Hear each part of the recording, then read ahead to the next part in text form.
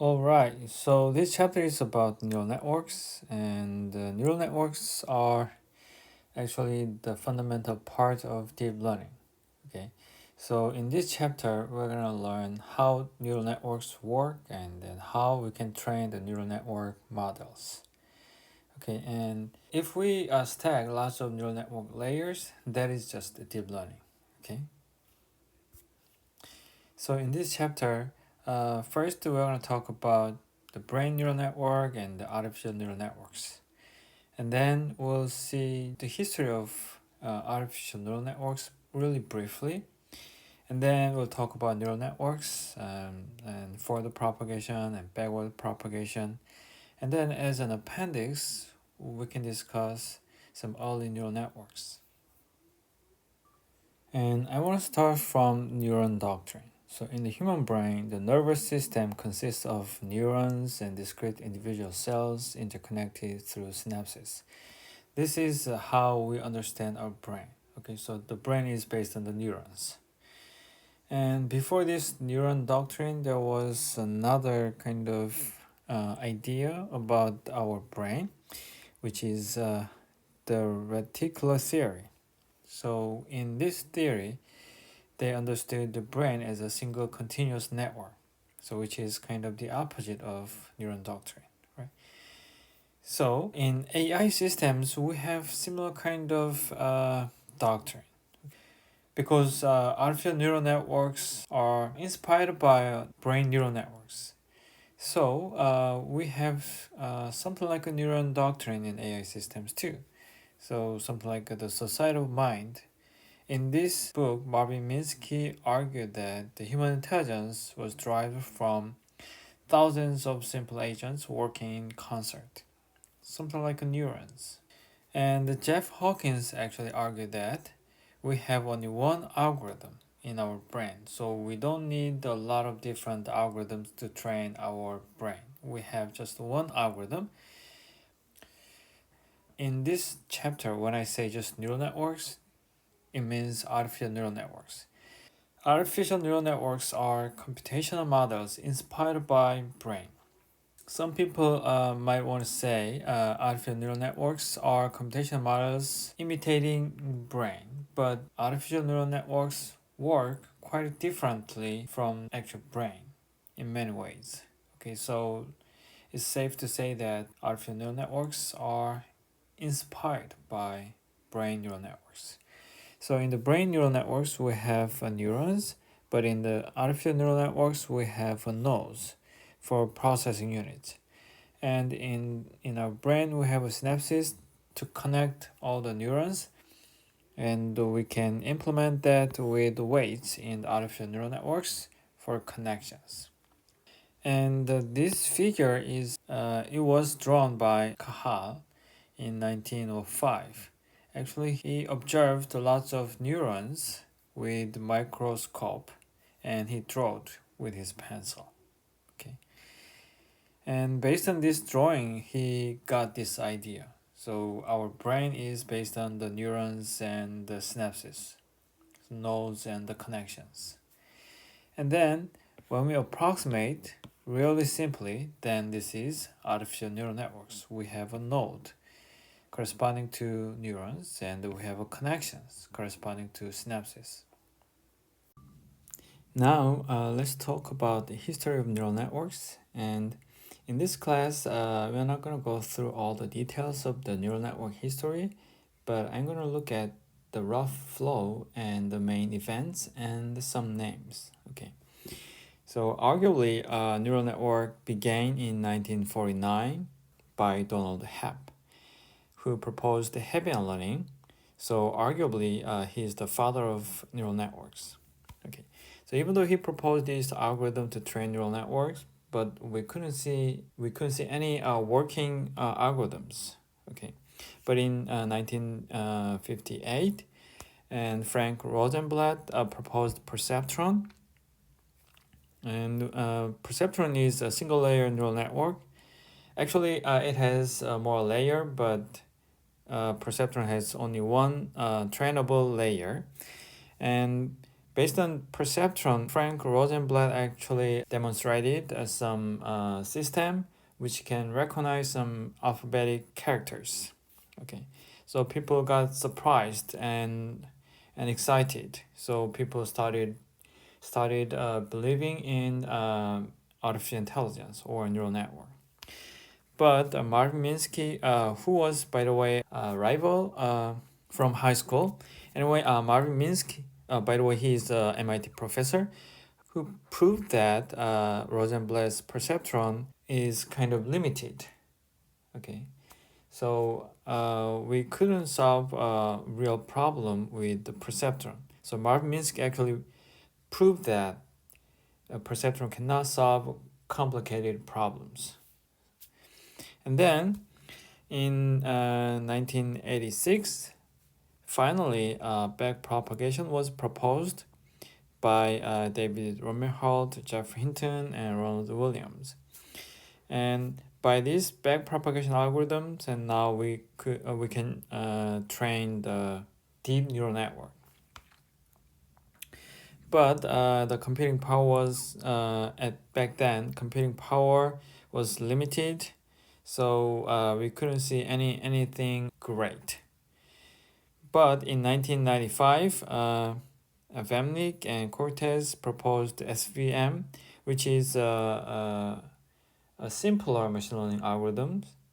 I mean, the mathematical background is more complicated, but to train, it was easier to train than the neural network. So people loved SVM. So people didn't use neural network for a while, but all the important research about the neural network was done in the 1980s. So even now, when we read some papers in deep learning or neural network, then when we track the citations, then sometimes we end up with 1980s papers. Okay, and then in 1990s or in 2000s, people didn't like neural networks. So basically, there have been ups and downs in neural networks. Sometimes people loved, sometimes people hated. Okay, in 2006, deep neural network was kind of proposed. The history of deep learning is not that simple. Okay, it's not that simple because people believe that the deep learning has started in 2006 or so, maybe in 2012. But all important theories and algorithms are dated back to 1980s or 1990s. From this slide on, we're going to talk a little more of the history. Okay, but the history is not a real part of this class. So if you're interested in the history, then you can read articles and you can read the books and so on. So I'm gonna go through these a couple of slides really quickly. Okay. So first of all, as I said in the beginning of this semester, we have two schools for AI. First one is computationalism and second is connectionism. So we can think of Turing machine and neural networks as an example. And they actually competed for prestige and funding. So when the computationalism was up, then the connectionism was down. So there were ups and downs between these two approaches. And the perceptron was one of connectionism approach. And when the perceptron was proposed, Mark Minsky actually proved that this perceptron cannot solve the complicated problems. And before 1986, after 1950s, and before 1980s, 86, there were a couple of important neural network architectures from Steve Grossberg and Cohen and John Hoffield. And these algorithms are really popular. So each of these would be one sub-chapter of pattern recognition or machine learning textbook. Okay. So Stephen Grossberg with Gail Carpenter proposed ART, which is a new principle of self-organizing. And the Kohonen actually proposed the Kohonen map or a self-organizing map. And in 1982, John Hopfield proposed Hopfield network, which is a recurrent neural network. And three of these, I mean, ART and SOMS and Hopfield networks are really popular neural network architecture. And by the way, in 1983, reinforcement learning was proposed by Bartow and Sutton and Anderson.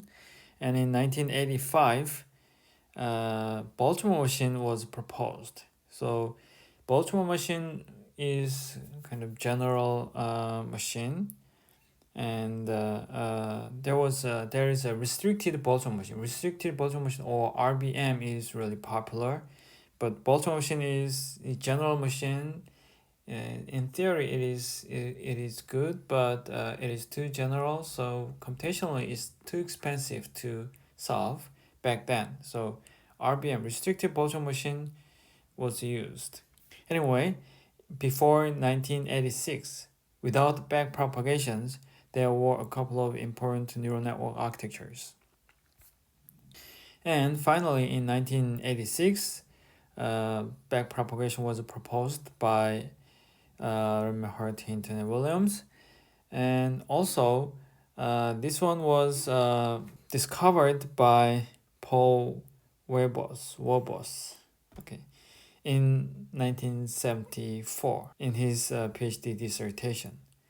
So technically, the credit of backpropagation was given to Paul Webos, but back then, there was no internet, there was no email, and they couldn't communicate with other researchers, and many people didn't know anything about backpropagation. So in 1986, these people wrote a book. Okay, and then since then, backpropagation got popular, and all the researchers started using backpropagation in their neural networks. And in 1989, Yano-kun proposed convolutional neural networks, and CNN is the first neural network architecture which is working on real problems. And the CNN is kind of combination of neocognitron and backpropagation. So neocognitron was proposed by Professor Kusima, but in the neocognitron, he proposed the architecture, but he couldn't use backpropagation because he didn't know about backpropagations, because he proposed neocognitron in 1980. So in 1989, Yano-kun actually took that neocognitron and the backpropagation, so he combined. So he put the backpropagation algorithm on the neocognitron, and as a result, he published CNN. And in 1997, and Jürgen Schmidhuber's group actually proposed long short-term memory. Actually, recurrent neural network was proposed in 1986, but the conventional recurrent neural network, or RNN, was not that effective. So in 1997, Jürgen Schmidhuber group proposed LSTM. And even now, when we use RNN, actually we use LSTM or GRU. And in 2006, Jeff Hinton and Ruslan Salakutinov had one paper published in Science Journal titled Reducing the Dimensionality of Data with Neural Networks. So this is the first deep learning paper opening the new deep learning era. But ironically, in this paper, they didn't say anything about deep learning. They used the deep neural networks. So they actually stack a lot of layers of neural network, and then finally they proposed a new idea to train the deep neural networks. So before this paper, people wanted to stack layers, but when we stack multiple layers, then the backpropagation algorithm didn't work. So Jeff Hinton and Russ, they actually proposed a pre-training. So instead of training the whole network with backpropagation, then they proposed to train the the layers separately. So they train the first layer, then they train the second layer and the third layer with different algorithm, and then they combine all of them and they train all the network with backpropagations. Okay, so since then, people realized that deep neural network could work. Okay, and then since then there are lots of techniques and tricks to improve the efficiency of the training. So since then, there was an explosion of deep learning. But one of the most popular and important paper was Alex Kripsky's paper, basically from the same group. He had this paper published in the New Rips, and since then the computer vision has changed.